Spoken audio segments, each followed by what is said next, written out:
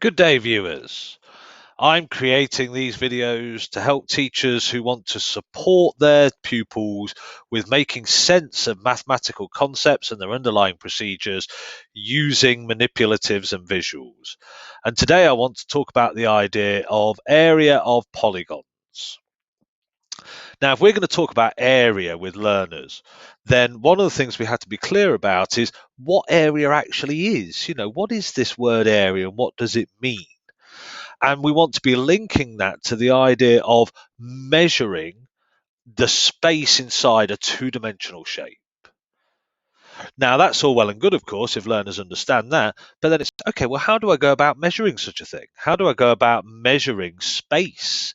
I can measure length with a ruler. I can measure angle with a protractor. But how do I go about measuring space?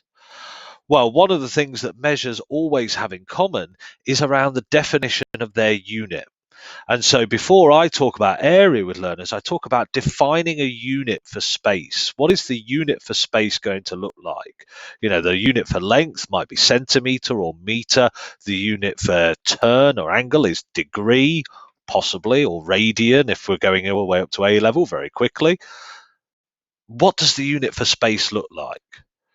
Well, the unit for space needs to be a two-dimensional shape in itself.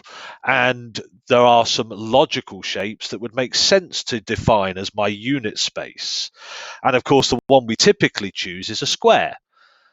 And so we can see here that we've got some squares, and we can define a single unit square, a square with a side length of 1, to have an area of 1. That shape would have an area of 1 unit. Now, that's not the only good choice. And I always point this out to learners. This is not the only good choice for a unit area. Equilateral triangles, where this would have an area of 1, or even hexagons with a side length of 1, would also potentially be good choices for an area of 1.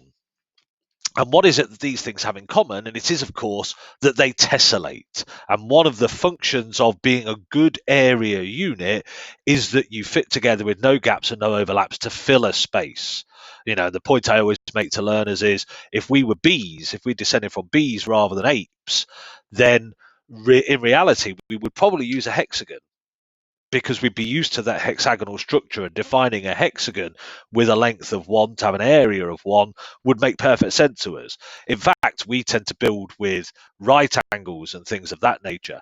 So defining a square to have an area of 1, a square with a length of 1 in particular to have an area of 1, makes perfect sense to us.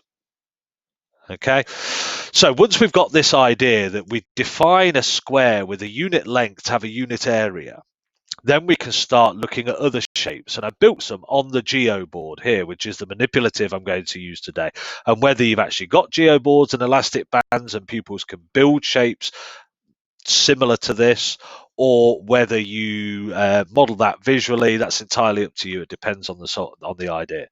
So first of all, I want to look at these top two shapes, and I might get learners to build these shapes or build shapes like them and build other shapes and say, can you tell me what the area of this is? Can you tell me what the number of unit squares contained within the boundary of this shape?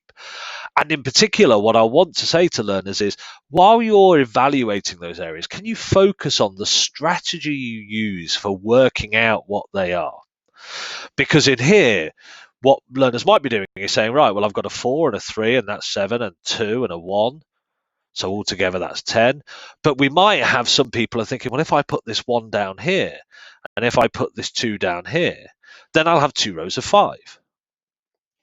And similarly with this sort of shape, we might get learners saying, well, I've got 1 and 1 is 2, and I've got 2 and 2 is 4, and I've got 6 and I've got 6, so I can add 2 and 4 and 6 and 6.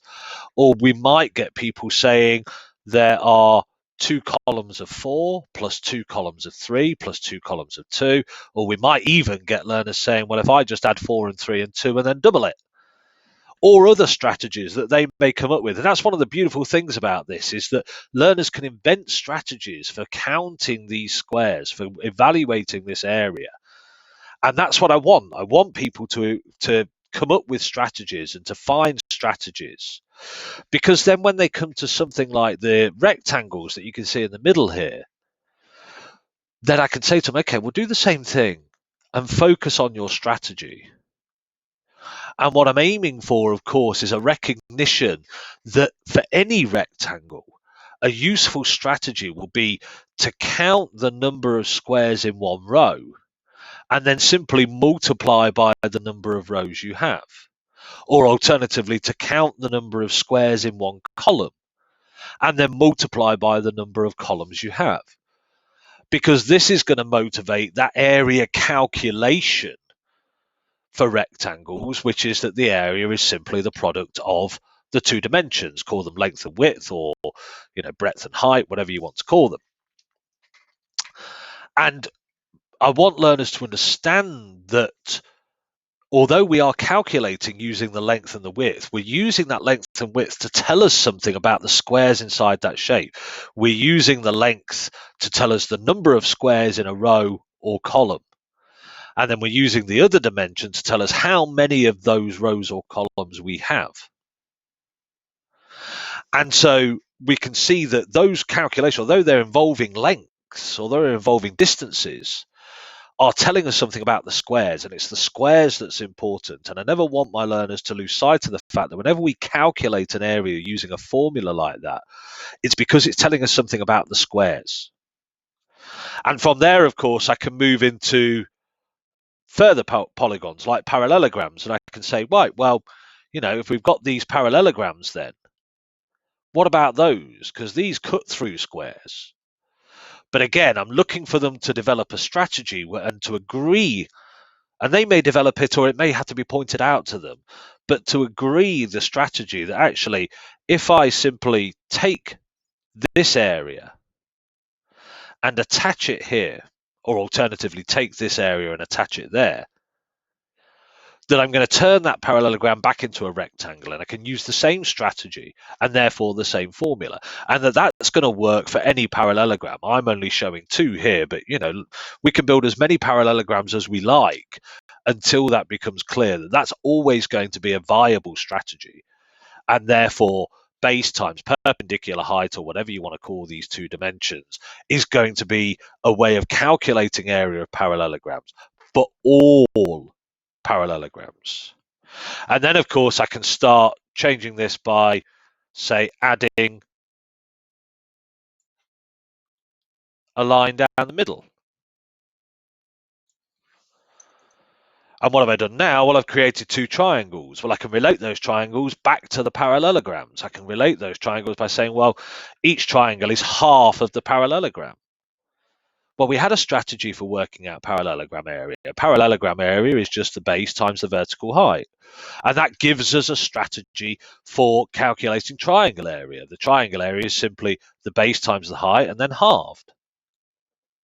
And so what I'm aiming for learners to see here is that these formulae that we all know and we all use for calculating area of polygons like rectangles, squares, parallelograms, triangles, these come from the same place that these come from. They come from generating a counting strategy for the squares. It's just that because these shapes, rectangles, parallelograms, triangles, all have the same sorts of properties, that strategy doesn't work just for the one shape. It works for any shape that has those properties. So any rectangle, any parallelogram, any triangle. But in doing this, I'm retaining their focus on what the area is, i.e. the number of unit squares that can be contained within that boundary, and also getting them to see these formulae as calculation strategies, as ways of helping us evaluate the number of squares by getting some information about the number of squares from the dimensions of the shape. So that is my short video on how I might use a manipulative, in this case a geoboard, to support learners in making sense of area and of area calculations. As always, I'd like to say thank you to mathspot.com and its creator Jonathan Hall for the website that hosts all of the virtual manipulatives that I'm using in all my videos. And if you've never been to mathspot.com, then please do go along to that. It's a great website. It has huge amounts of things there for teachers of mathematics, not just the manipulatives that I'm using in these videos, but all sorts of question generators and other great things to use with your learners. And if you've enjoyed looking at manipulatives and using manipulatives and visuals to help make sense of mathematical concepts, then I'd encourage you to go and have a look at my book, Visible Maths. You can find that through my website, visiblemaths.co.uk. On the part of the many things that you will find on that website is a link to the book and to the publisher where you can view some samples and place an order. And again, I'll be creating these videos throughout lockdown and potentially beyond. So if you have any particular concept that you would like to look at and you would like me to look at in terms of using manipulatives and visuals, please do get in touch and hopefully I'll get round to making it for you. Thank you very much.